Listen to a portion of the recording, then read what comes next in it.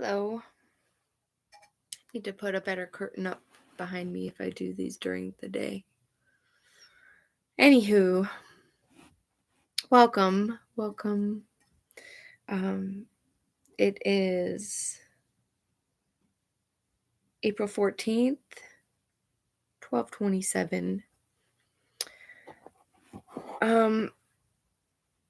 I included in my description a link to Brian Scott's channel and a presentation he did just yesterday, April 14th, uh, April 13th, 2022, called You Are the Power.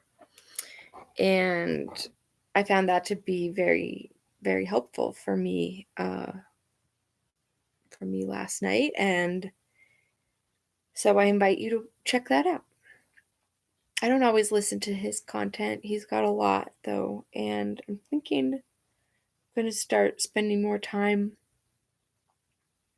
uh, considering those messages that just Brian Scott has been bringing to folks through his channel.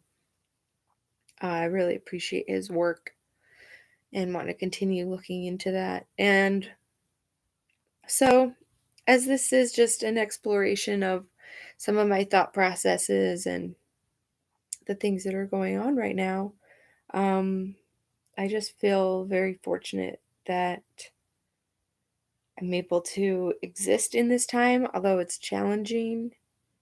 And I find myself struggling specifically with maintaining my own peace amidst chaos. And so that's really my goal. Um, and it's interesting just talking to friends about, you know, everything under the sun. And it's been really positive for me having folks to discuss all these wild ideas, all these just different points of view. I'm not bought into any of these. I'm just sharing with you the things that I'm so uh like some folks like to say, take everything with a grain of salt. And that's what I'm trying to do. But I think still you take everything in.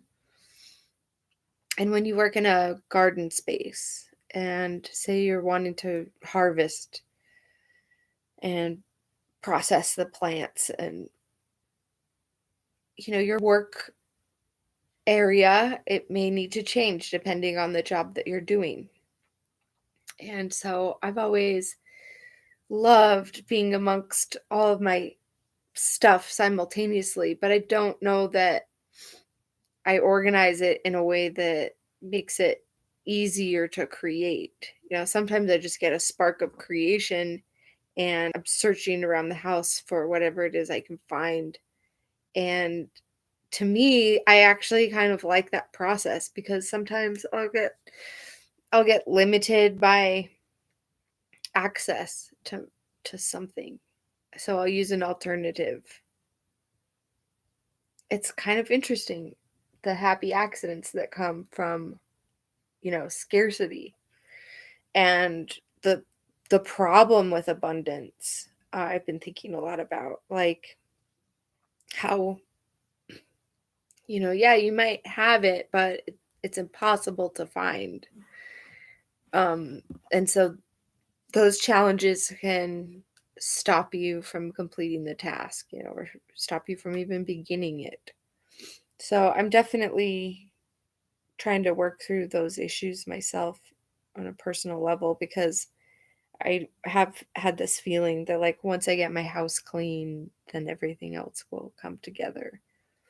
But I've had such an emotional problem dealing with cleaning and organizing and the things I need to do, the things I'm supposed to do. Um, it's weird, and I don't understand myself a lot of the times. Like, why am I self-sabotaging? So I'm trying to figure that out. And it's, it's just something I feel every time I talk about it with people openly and acknowledge, oh, this is a problem that I have. Um, especially with telling people no, like if they have extra things that they're that they're that they want to give away and maybe they offer it to me. I'm just like, no, no, thank you. I appreciate it, but no, I've got a lot of other stuff to deal with. Well, even just 3 years ago, I would have taken anything I could get, whenever it was offered. So I have been getting better about saying no. Um, and that just keeps building. And that's been really helpful, just setting boundaries, being honest. And it is interesting how it's not actually limiting once I do that. I'm finding a lot of power coming from uh, that skill, from building that. So yeah, I just feel really positive, although I've been very tired and sore. Um, but I've been able to manage it. Like I feel like I may be moving really slowly, but ultimately I've been able to do the things that I really need to do and just keep going after it every day, little by little. So I'm feeling really good. Um, got a ton of sleep last night. Turned my phone off early. Started reading. Didn't want to read anything too difficult, so I picked up uh, on my continuation of the Virtual War book series. It's a series about series for young adults, about young adults. Um, if you are starting to feel the way that I'm starting to feel about the predictive programming in all of our media, I think this series has been really enlightening, as to the evolution of these words in our common language. And it's kind of doing the work that maybe the classic 1984 and Brave New World were doing, but and even like Ender's Game, uh, and then uh, the Virtual War series really has a lot of that stuff. And the big thing in book 3 is a kid who's formerly grew up in like a domed city because of this mass contamination event. So the few people that survived had to live in these domed cities and be protected from the radiation. But there are a few places on Earth that um, aren't contaminated, but almost everything on the world in the world is contaminated. So I'm interested to see where this book goes. But yeah, it's creepy. So but I didn't want to read something really heavy in the sense of like difficult language. This is a series for young adults, and so it's easy to read. And where I got to by I think chapter 7 or 8 was the hero of the story, Corgan. He was a young hero, and after he helped win the war, this virtual war, he got to kind of relax and he didn't have to train anymore and he didn't really have any interests. And so he gets called out on his just lack of care and interest, and so he starts to think, man, yeah, I should make myself valuable. And he meets this old man that is one of the oldest people in the city, or is the oldest person.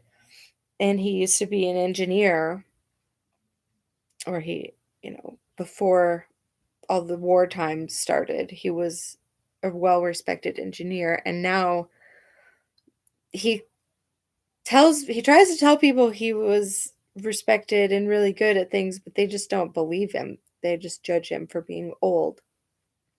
But this kid Corgan, he realizes, oh, I had learned something from this old man, and so he asks him to train him, to teach him. And I just relate to that personally. I'm in this I'm in this void of, you know, coming out of one kind of career I thought I was going to be in for a while. And now I'm trying to retrain myself and figure out where I'm going from here. And some of the messages that have been coming to me, it just include like really celebrating everything that we have. Um, and it's easier to do after things are taken away. So I'm really going to just focus on those messages of the gratitude for everything we have, because there's a lot of these presenters out there, and they're all just sort of aggregating any of the news that's coming out. And I appreciate that work because there's so much content. There's endless hours of content to consume your day. And we have to find a harmony with, having the peace, the bliss of the mind, the body, and the soul. We have to be able to find that harmony. And so sometimes it is like, okay, I'm turning off my phone now and I'm reading and I'm going to bed. That could be a simple ritual that I can adopt that helps me get sleep. Um, and I've never really meditated, although in my own way, I think I do. I like to sit in the garden and take my time slowly walking through my paths and saying hello to the latest flower that's bloomed. And so I think, yeah, in this hectic world, like one of the things I've been seeing a lot about is like, here are the signs that you're stressed.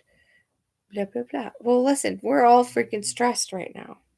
I can tell you that. You don't need to read the commercial. We're all stressed. We're all stressed. I mean, I also believe we're all light. That's why we're so affected by all these wireless signals around us. So I'm taking stock in my consumption of these things. Because I'm on Wi-Fi and it's not doing the I know it's not the best thing for me. Okay. There may be a myriad of claims as to the harmful effects of electricity, EMF, radio waves, all these different things. But the point is, I remember 20 years ago, I got my first cell phone. And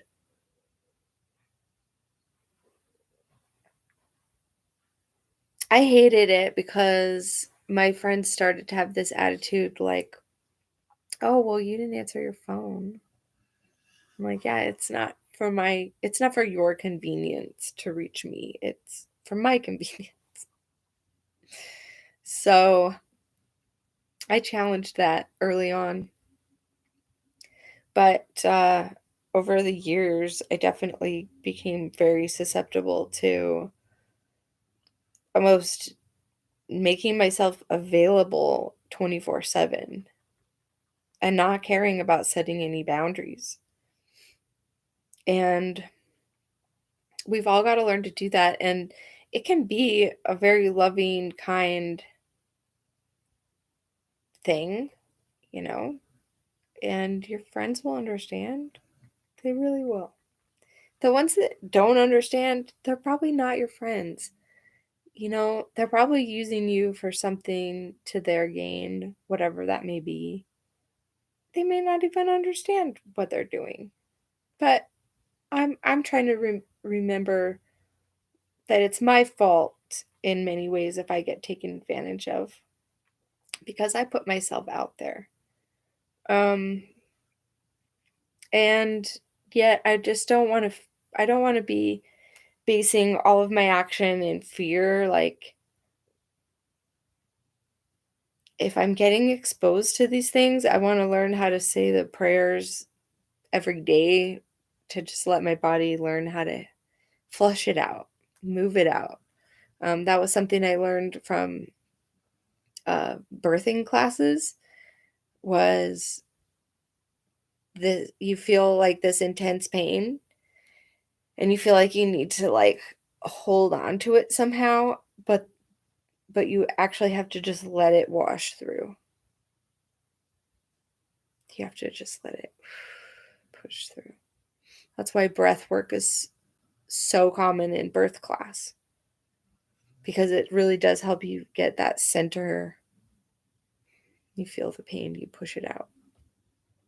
Before I ever had kids, I would deal with that. I would deal similarly with painful Charlie horses, especially when I was swimming.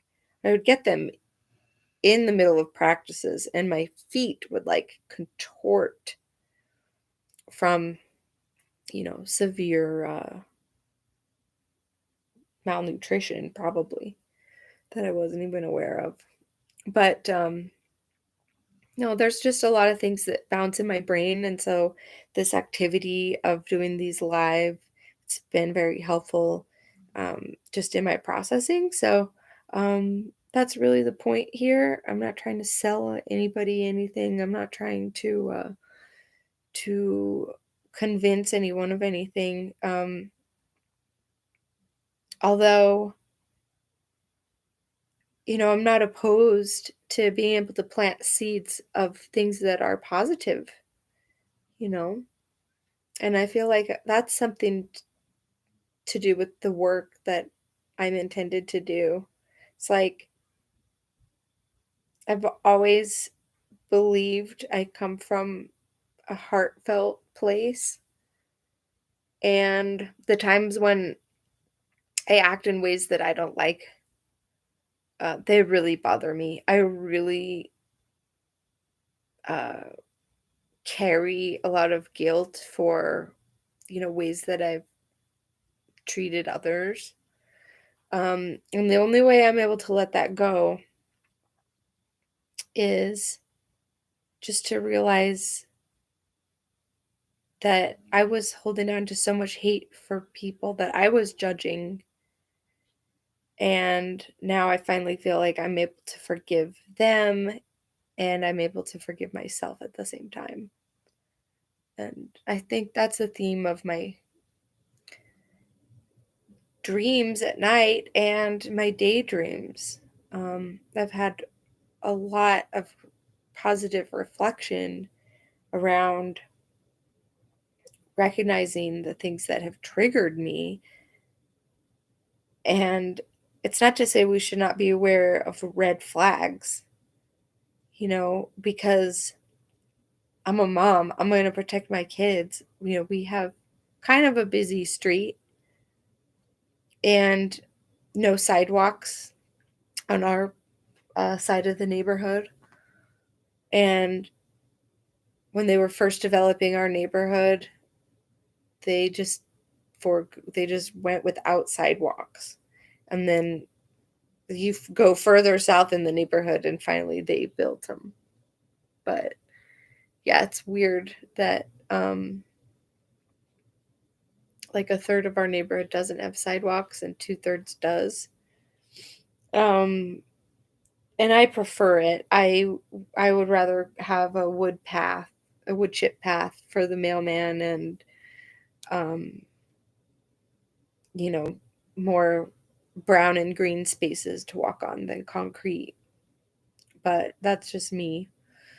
Um, I'm hoping to see, if anything, if the panic and the fear that we're being sold constantly, if the message can just be that we're taking stock of our water use in our gardens and we're learning how to grow things.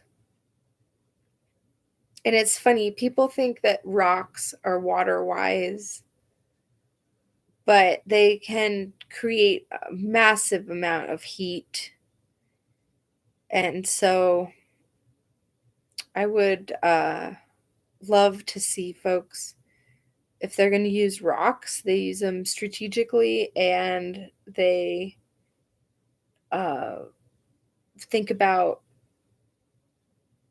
growing more diversity in their gardens. Even things like clover and dandelion, you can trim quite short so you can manicure it like a lawn. Um, but and I'm growing sweetgrass. So right now I have it in containers, um, so that I can identify it and know what it is. But it might be something that cross pollinates well with all these other wild grasses. I'm not sure. But yeah, I'm just trying to imagine all the things that I would like to see, and especially for myself, and then for everyone else. I just think that's really powerful. And hear a lot about, the good and the bad forces. And I I'm starting to think about the forces of darkness versus light.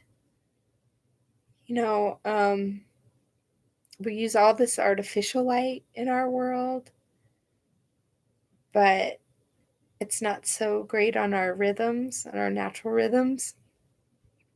So I think it's been healing for me being away from the studio production environments, from away from the satellite broadcast trucks, the live sports. Um, that a lot of it I do miss. But I think that it's been healing for my body to be away from the noise, from all that electricity, all the signals around me. So I know we're still getting bombarded with it everywhere else. We're bringing it into our homes and all that. But I'm just trying to think of the positives. And I do feel much more reflective these days. And that's only going to continue to grow because I'm finally recognizing that's what really matters. Um, Yesterday, I had to go run an errand, and I really didn't want to do it. I felt like I could have just stayed home and relaxed and um, asked my husband to do it or something. But I was like, oh, I'll do it. I'll go. And I went to our local watering hole called Water Wellness, just outside of Salt Lake City, in Salt Lake County. And if you've ever heard of that place, you'll know a guy who's worked there for years. A guy who's worked there for years, Ramon. And I just told Ramon, I just was compelled to tell him that lately I'd been really scared. I'd been feeling a lot of fear. And he was like, why? And I just started talking to him, and he really gave me some wonderful, he gave me wonderful words, but it was really the feeling that he was really listening to me, that he really cared. And I'm sure what compelled me to say it, because he says this often, is You know, says, I appreciate, your energy. You always have a good energy. And I was like, well, I'm trying because I've been feeling really scared. But it was really great talking to him. And then right after our conversation, I was able to find this message from Brian Scott's channel, the You Are the Power. So I just wanted to muse on those things a bit with you, talk about my work, my attempt at keeping it positive and not falsely, not denying um, the difficulty and the stress, because I think it goes that first you recognize the problem, only then you find the solution. So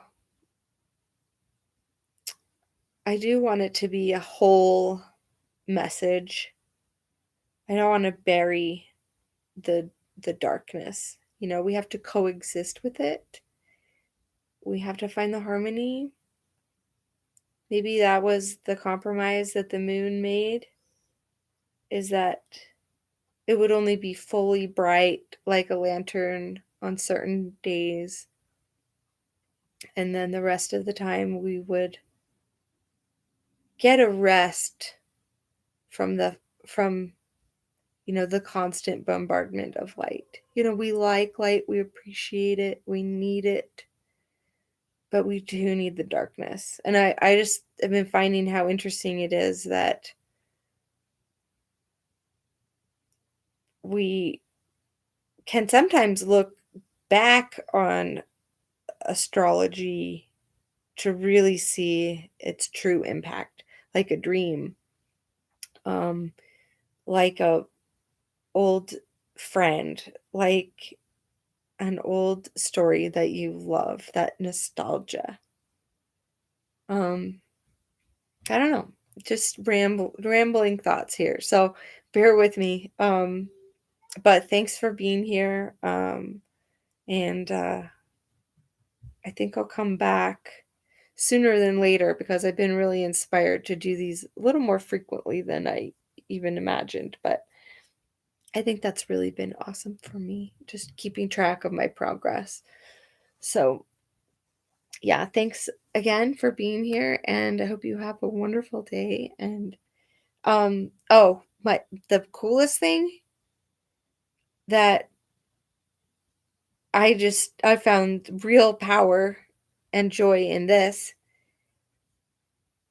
when before it snowed a few days ago, we had some really warm spring days. So I've been trying to work out front as best I can. And I've just been smiling. Usually my hands are full, so I'm not like trying to wave like at every single car, but I am like trying to look and smile at everyone that walks by, and I'm trying to do that when I go to the grocery store and not be awkward and like stare people down, but I just try and like glance and smile at people.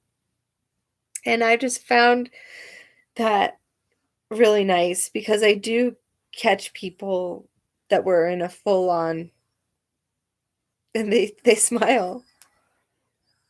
So that's the kind of thing we want to spread like a virus, is the smiles. Okay? Cuz they're free to give away. It's like one of the only things that you actually smile more when you get a smile back. So, yeah, I think this world has a lot of wonderful things to offer us, and I'm just grateful to be part of it. Cuz what else, you know, the greatest fear I have is that it would be nothing after death. Perhaps even being tortured would be better than nothing at all. And so, yeah, let's start imagining all the goodness that we can, because something of that will manifest. Like, you'll be able to walk outside and notice more of the flowers as individuals. You'll start to notice more of the faces in your community, you know, because it's not just random that we run into people. It can't be. It can't be random. How I met my husband, he was just standing outside my apartment building smoking the same cigarettes I smoked. Like, what a romantic story for our kids, right? But it turned out he's the person that's helped me become more myself than anyone I've ever met. And we have two exceptionally beautiful, smart, interesting, weird, loud, kids. Like, and I was scared to be a mom because my parents had been divorced, and I was such a cynic. It was killing me being so cynical because I was finding all the bad stuff I was looking for. So, I'm going to be working on changing that, and then we can change the world. Really easy, right? So, yeah, we'll try this out again maybe tomorrow. Have a wonderful day.